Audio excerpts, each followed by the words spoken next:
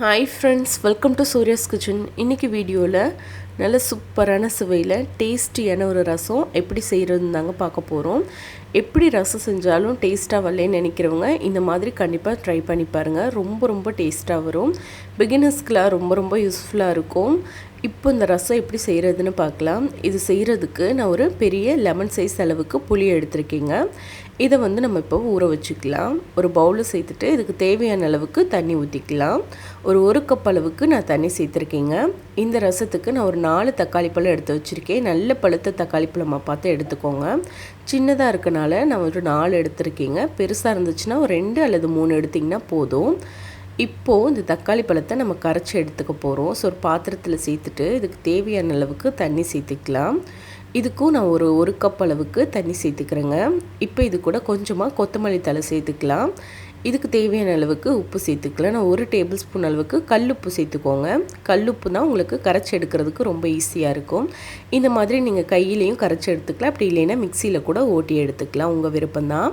இப்போ இது கூட 1/4 டீஸ்பூன் அளவுக்கு மஞ்சத்தூள், 1/4 டீஸ்பூன் அளவுக்கு பெருங்காயத்தூள், கூடவே 1 டீஸ்பூன் அளவுக்கு சர்க்கரை சேர்த்துருக்கீங்க. சர்க்கரை புளிப்பு டேஸ்ட்டை நல்லா பேலன்ஸ் பண்ணி கொடுக்கும். இப்போ இது கூட சேர்க்குறதுக்கு ஒரு மிக்ஸி ஜாரில் ஒரு 6-7 பல் பூண்டு, 2 டீஸ்பூன் அளவுக்கு சீரகம், கூடவே 2 டீஸ்பூன் அளவுக்கு மிளகு சேர்த்துக்கலாங்க. இப்போ இது கூட நம்ம 1 டீஸ்பூன் அளவுக்கு மல்லி சேர்த்துக்கலாங்க. மல்லி சேர்க்கறதுனால நல்ல வாசனையாகவும் நல்ல டேஸ்ட்டாகவும் இருக்கும். கூடவே 2 பச்சை மிளகா உடச்சி சேர்த்துக்கோங்க. இது கூட 1 கொத்து அளவுக்கு கருவேப்பிலை சேர்த்துக்கலாம்.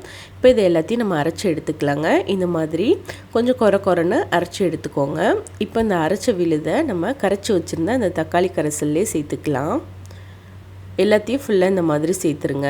அதே மாதிரி நீங்கள் இது மாதிரி அரைச்சி சேர்த்துட்டு ரொம்ப நேரம் நீங்கள் வச்சுருக்கக்கூடாதுங்க. உடனே நீங்கள் ரசம் வைக்க ஸ்டார்ட் பண்ணிடணும். இல்லைன்னா ரசத்தில் ஒரு கசப்பு தன்மை வந்துடுங்க.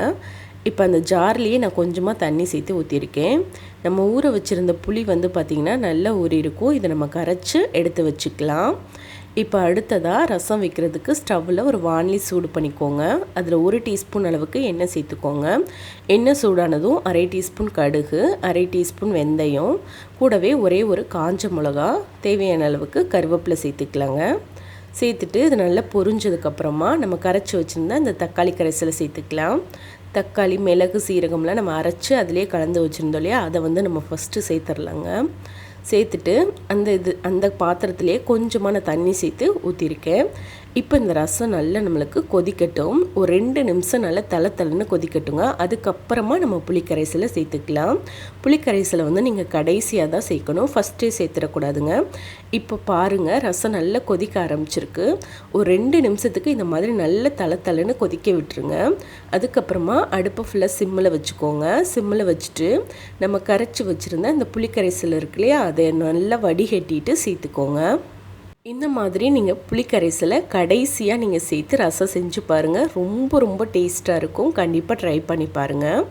இப்போ நம்ம புளிக்கரைசல் சேர்த்தாச்சுங்க. இது நல்லா லேசாக ஒரு தடவை கலந்து விட்டுட்டு இந்த ஸ்டேஜில் நீங்கள் செக் பண்ணி பார்த்துக்கோங்க. ரசத்தில் உப்பு, புளிப்பு எல்லாம் கரெக்டாக இருக்கா அப்படின்னு கொஞ்சமாக எடுத்து நீங்கள் டேஸ்ட் பண்ணி பார்த்துக்கோங்க.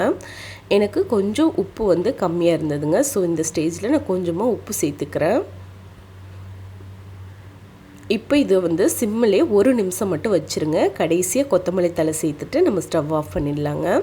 அவ்வளோதாங்க, நம்மளோட சூப்பரான நல்ல டேஸ்டியான ஒரு ரசம் ரெடி ஆயிடுச்சு. கண்டிப்பாக இந்த மெத்தடில் ஃபாலோ பண்ணி நீங்கள் ரசம் செஞ்சு பாருங்கள். ரொம்ப டேஸ்ட்டாக இருக்கும்.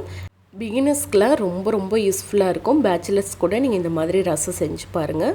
இப்போ நான் ரசத்தை ஒரு பாத்திரத்தில் மாற்றிட்டு அந்த கடாயிலே கொஞ்சம் ரசம் இருக்கும், ஒரு 1/4 டம்ளர் அளவுக்கு தண்ணி சேர்த்து கலந்து ஊற்றிக்கோங்க.